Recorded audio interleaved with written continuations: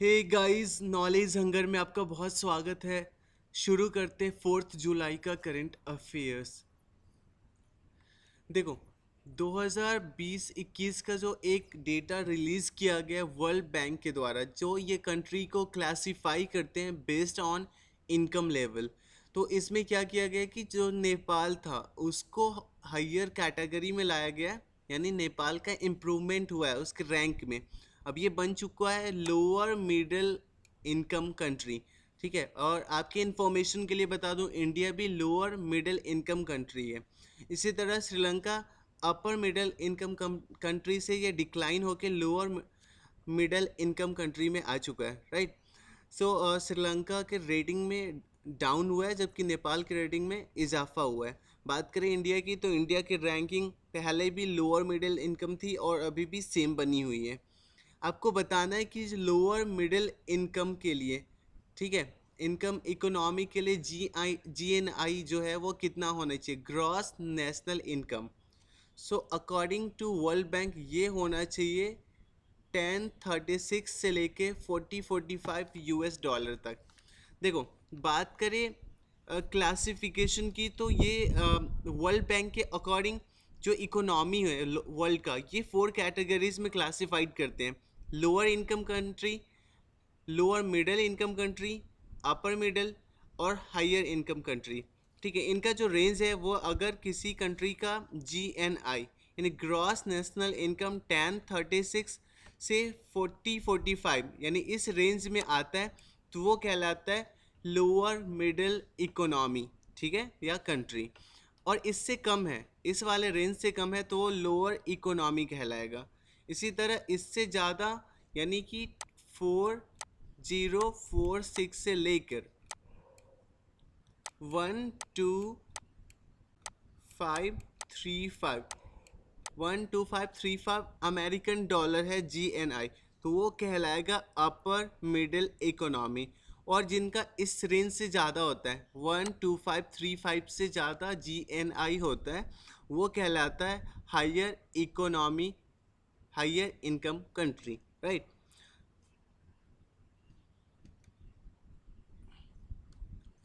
किसने स्टार्ट किया है first ever Sanskrit news program? यहाँ पे न्यूज़ प्रोग्राम की बात की जा रही है, न्यूज़ चैनल नहीं शुरू किया गया। न्यूज़ प्रोग्राम शुरू किया गया जिसका नाम है संस्कृत सप्ताहिकी। तो इसका राइट आंसर है एयर। एयर की बात करें तो ये है ऑल इंडिया रेडियो के द्वारा शुरू किया गया। देखो, ये इंडिया का फर्स्ट एवर न्यूज़ प्रोग्राम होगा जो कि 20 मिनट के लिए प्रसारित किया जाएगा। इससे पहले बात करें तो एक न्यूज़ मैगज़ीन संस्कृत में ऑलरेडी पब्लिश होती है, और ये पिछले 5 ईयर से पब्लिश हो रही है रेगुलरली, जिसको पब्लिश करता है DD न्यूज़। प्राइम मिनिस्टर ने आत्मनिर्भर Bharat app innovation challenge launch किया, इसका क्या ऑब्जेक्टिव है? सो इसका राइट आंसर है, इसका ऑब्जेक्टिव है make Indian app world wide.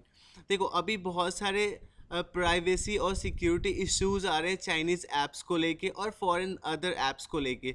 तो इंडिया गवर्नमेंट प्लान कर रही है कि क्यों ना सारे जो इम्पोर्टेंट ऐप्स है वो इंडिया के खुद मेड हो। ठीक है, आत्मनिर्भर भारत ऐप इनोवेशन चैलेंज के तहत इस चैलेंज में 2 श्रेणी रखा गया है, ठीक है, जिसमें ये रखा गया कि जो पहले से ही एग्जिस्टिंग है जो ऐप्स है उनके लिए बेहतर ऐप्स बनाया जाए, ठीक है, या फिर उसको उससे अच्छा इंडियन ऐप मार्केट में लाया जाए। दूसरा, जो न्यू ऐप्स है उनको दूसरी कैटेगरी में न्यू ऐप्स डेवलप किया जाए इंडिया के खुद के डेवलपर्स के द्वारा। एग्जिस्टिंग ऐप्स है वो 8 कैटेगरीज में डेवलपमेंट का प्लान रखा गया इस चैलेंज के तहत।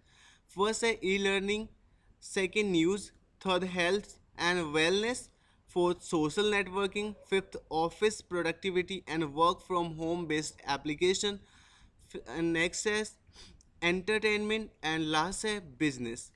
सो इनसे रिलेटेड ऐप्स को डेवलपमेंट करने के लिए इनोवेशन चैलेंज ये शुरू किया गया है।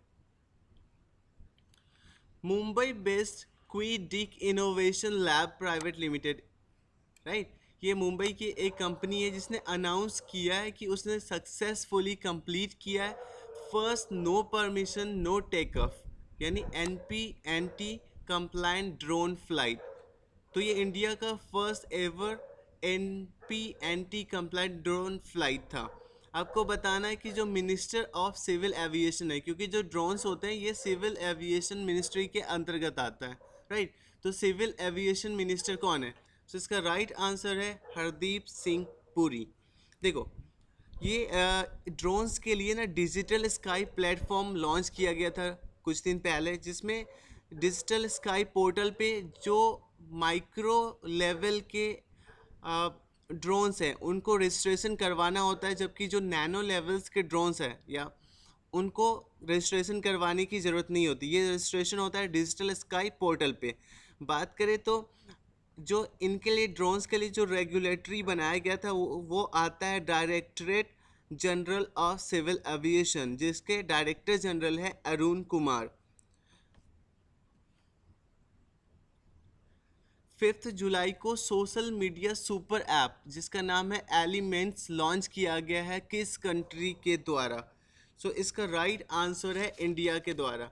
देखो, इंडिया का ये अपने आप में फर्स्ट अपने काइंड का first ever social media app होगा, ठीक है, जिसको लॉन्च किया है वाइस प्रेसिडेंट वक्कैया नायडू ने, और इसका डेवलपर है स्यूमेन सॉफ्टवेयर सॉल्यूशंस प्राइवेट लिमिटेड, जो कि इनिशियली 8 इंडियन लैंग्वेज में लॉन्च किया गया है। नवरत्न कंपनी इंडिया की एक एनएलसी इंडिया लिमिटेड और दूसरी कोल इंडिया लिमिटेड, इनके बीच में एक एग्रीमेंट हुआ है जिसके तहत ये जॉइंट वेंचर कंपनी अब बन जाएगी, और इनके जो भी प्रोजेक्ट्स होंगे वो जॉइंट वेंचर के फॉर्म में होंगे। तो 50-50% दोनों का होगा, एनएलसी इंडिया का कंट्रीब्यूशन और 50% कोल इंडिया लिमिटेड का, ठीक है। तो आपको बताना है इसमें कि एनएलसी जो है इसका हेडक्वार्टर कहाँ है। सो इसका राइट आंसर है नेवैली। देखो, नेवैली आता है तमिलनाडु में, और इंडिया की सबसे बड़ी जो कोल प्रोडक्शन गवर्नमेंट कंपनी है या कोई भी कंपनी है वो है कोल इंडिया लिमिटेड। कोल इंडिया लिमिटेड का एक टारगेट भी सेट किया गया था रिसेंटली कि उसे नेट जीरो कंपनी बनना है। नेट जीरो कंपनी का मतलब है कि उसके ऊपर जो भी डेट है उसको कंप्लीट करना, ख़त्म करना। और ये जो जॉइंट वेंचर एग्रीमेंट हुआ है एनएलसी इंडिया लिमिटेड के लिए, ये इसी के उद्देश्य को रखते हुए हुआ है। बात करें जीरो नेट कंपनी की, तो हाल ही में रिलायंस इंडिया कंपनी का टारगेट उन्होंने अचीव किया और मंगलयान कैप्चर किया इमेज मार्स के बिगेस्ट नेचुरल सैटेलाइट का। उसका नाम क्या है? सो मार्स के बिगेस्ट नेचुरल सैटेलाइट का नाम है, सॉरी ये गलत आंसर है, इसका सही आंसर होना चाहिए फोबोस, ठीक है। क्या आप मुझे बता सकते हो जो मार्स है उसका दो नेचुरल सैटेलाइट है, तो सेकंड नेचुरल सैटेलाइट का क्या नाम है? ओके, बात करें टाइटन की, तो टाइटन सैटर्न का सबसे बड़ा नेचुरल सैटेलाइट है और गैनीमेड जुपिटर का सबसे बड़ा नेचुरल सैटेलाइट है। मंगलयान की बात करें तो ये इंडिया का फर्स्ट एवर मंगल मिशन था, जिसने फर्स्ट फ्लाइट में ही अपने मंगल मिशन को कंप्लीट किया था, राइट। ये लॉन्च किया गया था 5 नवंबर 2013 को PSLV C-25 के द्वारा from Satish Dhawan space centre, जो कि है आंध्र प्रदेश में। So thanks for watching, have a nice day. If you learn from this video something, please like, subscribe and share.